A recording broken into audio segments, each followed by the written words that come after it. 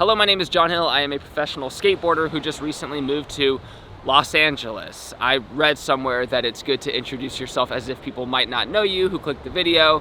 So I'm gonna try that. Right now, I am not in Los Angeles. As you can tell, this is Hawaii. So I thought this would be a great time to reflect on what living in LA for the last 4 months has been like. There are 5 bad things I've written down and 4 good things. So I'm just gonna go through them. This video is also sponsored by Squarespace, the best website for building websites, so we'll talk more about that a little bit later. But for now, I say we just go back and forth, a good and a bad. I wanted to start off with a good thing that sort of leads into a bad thing. One, it's beautiful. LA has a lot of variety in terms of the environment. There's a lot of nature, there's a lot of different things to look at, like the beach, and then a really populated area, and then the mountains. It's really easy to escape into new, cool feeling places very consistently. It's kind of similar to the New York thing where every corner is sort of a new vision. So for someone like me who gets really bored of my environment consistently, like every day, it's nice to have new things to look at. But this sort of leads into the other problem, which is LA does feel very dangerous to an extent depending on where you live. But LA is not the type of place where you can just go walk anywhere to a downtown area. I mean, this is a lot of downtown areas in general, but you can just go walk around at night without feeling threatened in a sense. I mean, an example of this would be in our neighborhood, there was someone who was sort of loitering, looking into cars and looking into the houses.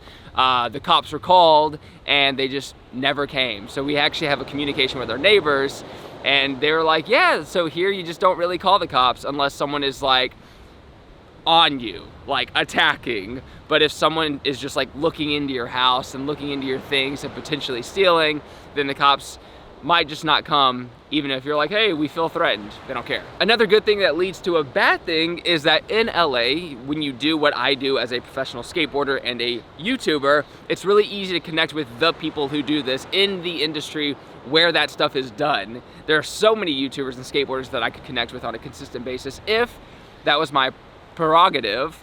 But also in LA, one of the issues that I don't even think that I labeled down is that people are really flaky. It is not, people are so flaky, it's hard to build anything with really anyone there, even though so many people have built so many things.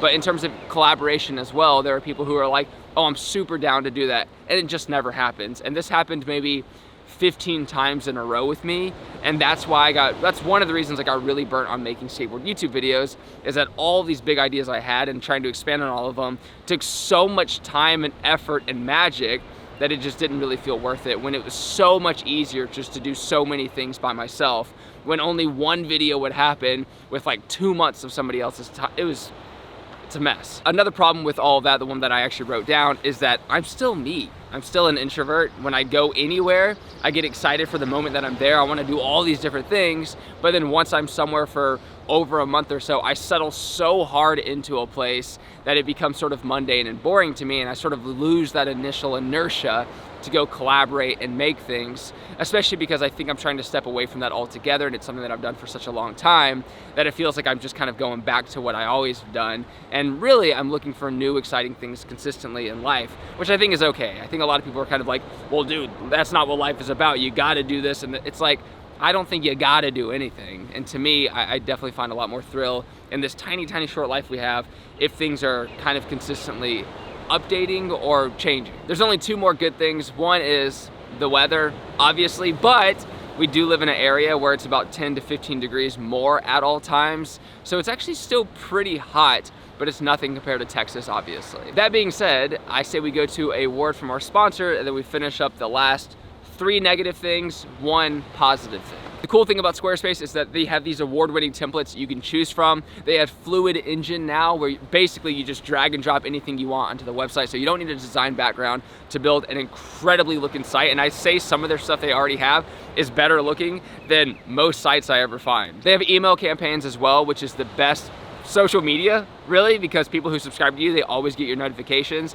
so it doesn't really operate like other social medias. They also have analytics, so if you are building a business or a website, or you're trying to see how many subscribers you're getting on your blog or email campaign, etc., then the analytics are amazing to keep up with.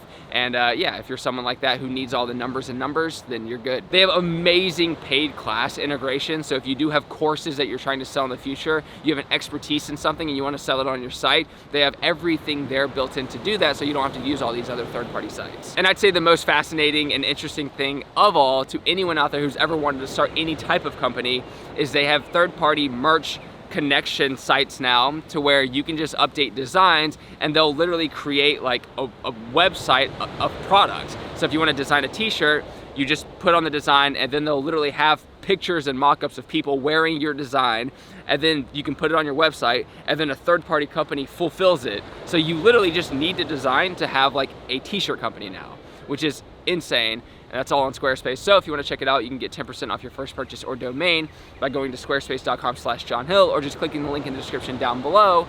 Thank you, Squarespace, and let's get to the rest of this LA video. So there's 3 negatives and 1 positive, and I think that, let's be honest, out there I think people want to hear more about negativity, so I'm just gonna knock out the positive. One of the positives is the traffic, which I know sounds absolutely psychotic. Okay, the traffic is terrible in terms of getting from one location to another, but the drivers in LA, I feel like people are gonna be so upset, are the best drivers I've seen in any place I've lived. I've lived in Ohio, South Carolina, Texas, and I've been to a lot of different countries and places. New York City actually has good drivers as well, and what I'm finding is that places where driving is such a huge thing, like in LA, you need to drive everywhere. In New York, you need to function highly in a busy city. The drivers themselves are actually pretty good, because I feel like they're really put to the test. Also, Texas has the worst drivers by far that I've ever seen. In Texas, there were a lot of people who I felt like really nice, and I felt like the time they expressed their inner demons was in traffic. I'd be in the right lane, they would drive as fast as they possibly could all the way up to my ass, last second go around me, even though there's 3 available lanes on the left. And people drove like this all the time, just full aggression, flipping you off, just being so angry all the time. And I felt like the insecurity level on the road in Texas was super high. And in my head, I just thought, is there nothing going on to where the only time you can feel excited is like to be angry on the road? And in LA, it's the opposite, where there's exciting things happening all the time. There's so much to worry about and so much to care about. There's so much things being built that maybe being on the road, they don't have that insecurity to let out. So drivers in LA, for me, have been super nice. They always let me in. It functions actually very well. Like if you put the horrible traffic in LA, if you put that in Texas, people would literally murder each other. Like there would be genuine violence all the time. So the drivers, I would say, in LA are actually really good. Traffic's still terrible. So let's knock out the last 3 pretty quickly. Would I raise a child in LA? I think that's a big question, and that's a big question for something obvious that might happen in the future for me. I don't think so. I feel like you would just grow up so fast. And when you hear stories and when you see people and you see what common culture is in a lot of areas, especially if you're trying to raise your kid with money, maybe like a private school or something like that, if you're trying to give them a good life, it feels like it leads sort of down this superficial, pretentious, very obvious route that so many people go in LA. Obviously, this isn't the norm for everyone, depending on the area you're in, but to be like in a safe, nice area and to deal with it just seems like you have to sacrifice something. And I don't know, I just don't know how a kid would turn out there as opposed to somewhere with maybe more family as well.